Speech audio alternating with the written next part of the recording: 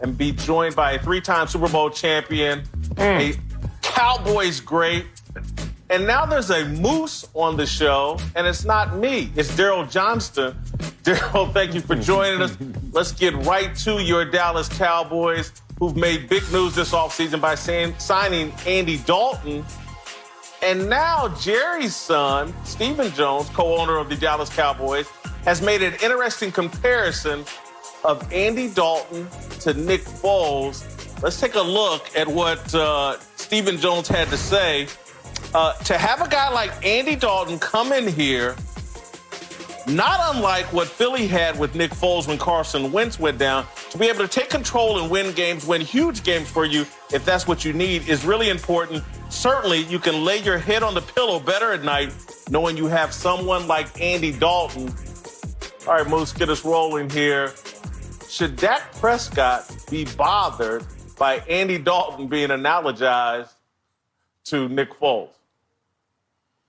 No, I don't think so at all. I think the big thing that Stephen is using as a reference when he makes that comparison is experience playing in the NFL. And for the last couple of seasons, Dallas has been a little bit young and a little bit inexperienced at the backup quarterback position. So I think that this was a good move.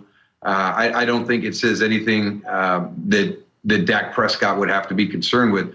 The big thing for me is that the Dallas Cowboy fan base should be excited, because if you do have that unfortunate situation where Dak misses a game, which he has not up until this point in his career, I think everybody feels a little bit more confident with somebody like Andy Dalton on the bench.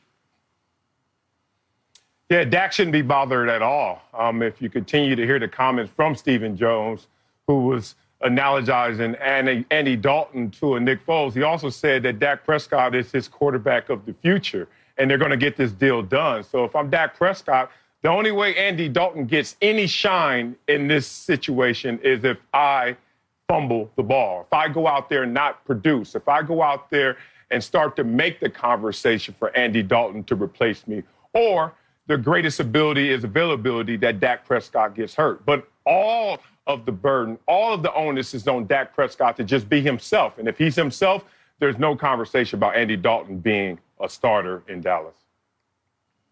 I'm going to push back against both of you guys and say, right in the NFC East, Carson Wentz, Nick Foles, and Carson Wentz right now, his job is somewhat in a tiny bit of jeopardy. They've gone out and drafted Jalen Hurts.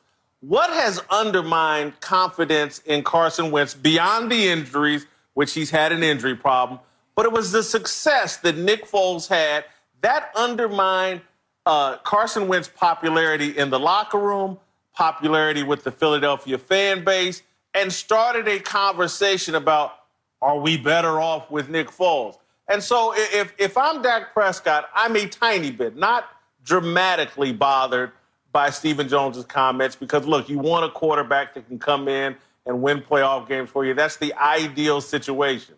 But anytime that conversation is started about comparing you to Nick Foles, who, got a chance down in Jacksonville to be a starter once again, and there were a lot of people in Philadelphia that felt Philly should have kept Nick Foles over Carson Wentz, any type of analogies like that are a tiny bit bothersome to me.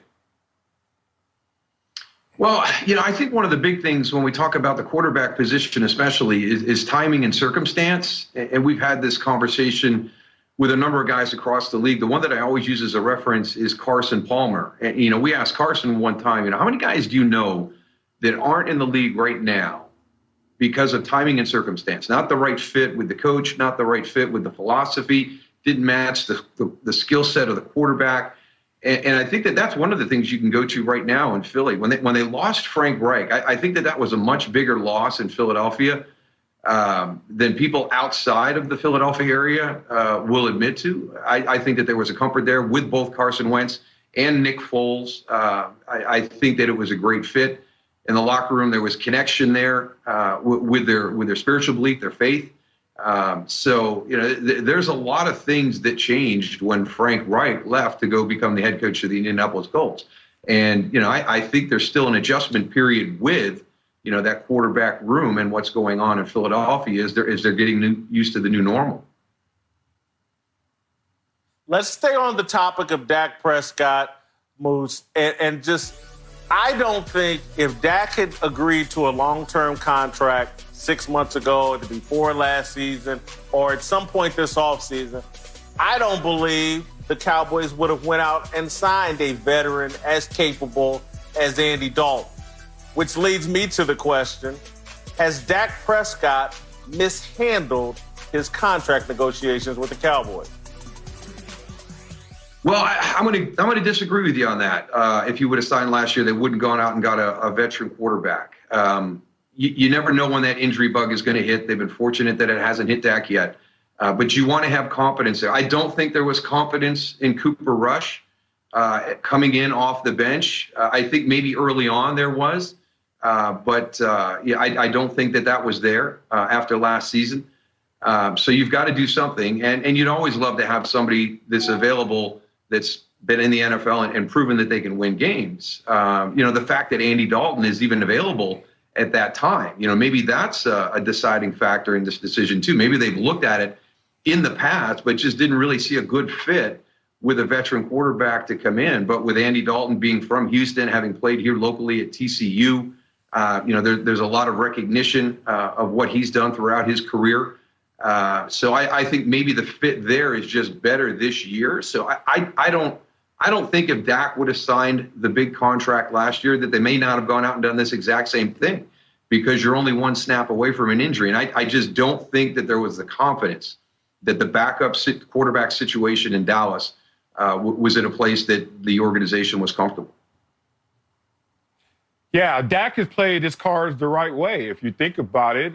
Going into last season, a lot of conversation about Dak Prescott putting up elite numbers, despite being a winning quarterback, second highest win percentage in the NFL. People didn't want to say that Dak was the reason that they had such a tremendous success in terms of wins and losses.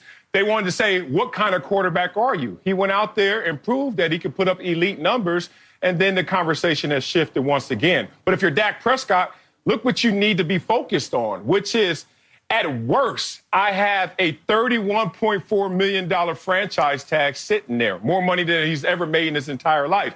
And at worst, you have to think that the contract offer of $33 million last September before a career year is going to improve as well. So he didn't mishandle his negotiations, because just to have any contrast in this conversation, look at a Jameis Winston, who was the #1 pick overall in the draft, who was the same age as Dak Prescott, who now is playing for a team for $1 million as a backup. And the Harvard of the NFL got him for the cheap. And that's a misplay of your hand, because Jameis has elite numbers and tremendous potential. But if you want to talk about where the rubber meets the road, Jameis is in a much worse position than Dak Prescott. All right, let's follow up on Marcellus's point, Moose, and let's remove Andy Dalton from the question completely. Do you feel like Dak has mishandled his contract negotiations with the Cowboys? He's turned down $30+ million a year. He's really pushed the envelope, clearly to be the highest paid quarterback, if not the highest paid player in football. Has he mishandled his negotiations? I don't think so. I like the way he's approached it. I liked what he did last season. I respect guys that understand that there's a window when you do the business side of football and you set a deadline for that. And when that's not done, then you move on and you start getting prepared mentally and physically for the season. And that's what Dak did last year. This year, it's a different situation with the circumstances that we're under throughout our entire country and around the world as we're adjusting to this new normal. He didn't want to attend any of the virtual practices. He said he probably would not have attended any of the physical practices if we weren't in the middle of a pandemic. So it would have been interesting to see how he would have navigated it this year. But always remember, you've got Patrick Mahomes, who is coming up on his next deal. And that's the guy that's going to set the market.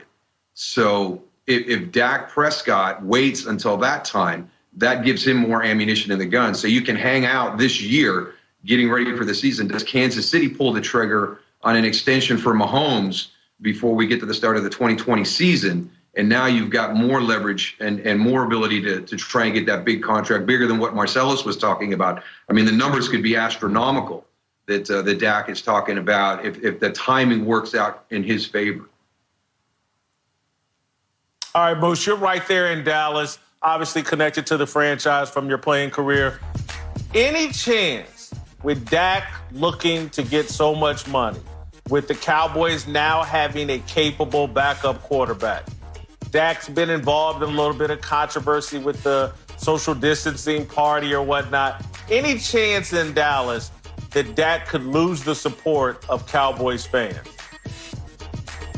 No. And, you know, the great thing about Dak Prescott is when he has a misstep like he did early on during the course of the pandemic with the practices. You saw the photo right there.